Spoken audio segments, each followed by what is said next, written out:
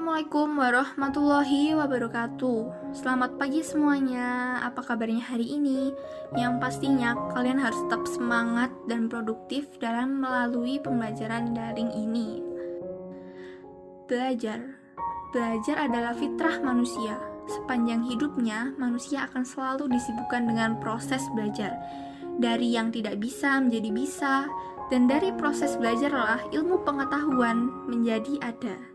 Sebagaimana aktivitas setiap manusia sudah pasti memiliki gayanya masing-masing kan. Dalam belajar pun setiap orang memiliki gaya belajar yang berbeda.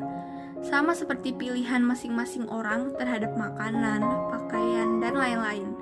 Gaya belajar juga merupakan pilihan bagi setiap orang terkait dengan kemampuan dalam memahami informasi atau suatu pengetahuan yang berbeda-beda dari setiap orang pun juga tidak lepas dari selera, kebutuhan, dan kenyamanan. Berikut adalah gaya belajar. Yang pertama adalah gaya belajar visual, bukan sekedar memperhatikan, meskipun dalam hal ini memang lebih mengandalkan penglihatan, tetapi gaya belajar visual juga berkaitan dengan membaca. Ciri-ciri orang dengan gaya belajar visual ini adalah lebih mudah mengingat dengan cara melihat, tidak terganggu oleh suara ribut saat belajar, lebih suka membaca, lebih suka mendemonstrasikan sesuatu daripada menjelaskan, tahu apa yang harus dikatakan tapi tak bisa mengungkapkannya dengan kata-kata. Yang kedua, ada gaya belajar auditoria atau mendengar. Biasanya, gaya belajar auditoria ini berkaitan dengan proses belajar menghafal. Orang dengan gaya belajar semacam ini memiliki ciri-ciri mudah mengingat dari apa yang didengarnya, tidak bisa belajar dalam suasana yang berisik, lebih suka menulis kembali sesuatu, pandai bercerita, lebih suka humor lisan daripada baca buku, senang dengan diskusi, suka berbicara panjang lebar, serta menyenangi musik.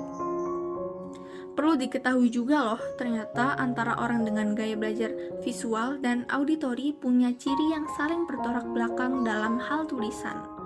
Jika orang dengan gaya belajar auditori lebih rapi dalam menulis dan mencatat, orang dengan gaya belajar visual cenderung berantakan ketika menulis. Yang ketiga, gaya belajar kinestetik atau gerak. Gaya ini berkaitan dengan proses belajar yang membutuhkan banyak gerak dan percobaan-percobaan sains. Orang dengan gaya belajar kinestetik memiliki ciri-ciri antara lain lebih banyak menggunakan bahasa tubuh, menyukai kegiatan atau permainan yang menyibukkan secara fisik. Ketika membaca, jari tangannya menunjuk kata-kata yang dibaca dan cenderung tidak bisa diam. Nah, setelah mengetahui 3 dari gaya belajar tersebut, ayo dong tentukan yang mana gaya belajarmu.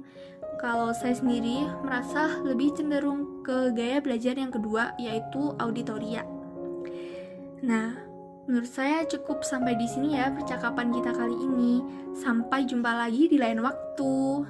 Semoga di pandemi ini kita selalu diberi kesehatan dan jangan lupa untuk tetap menuruti protokol kesehatan. Wassalamualaikum warahmatullahi wabarakatuh.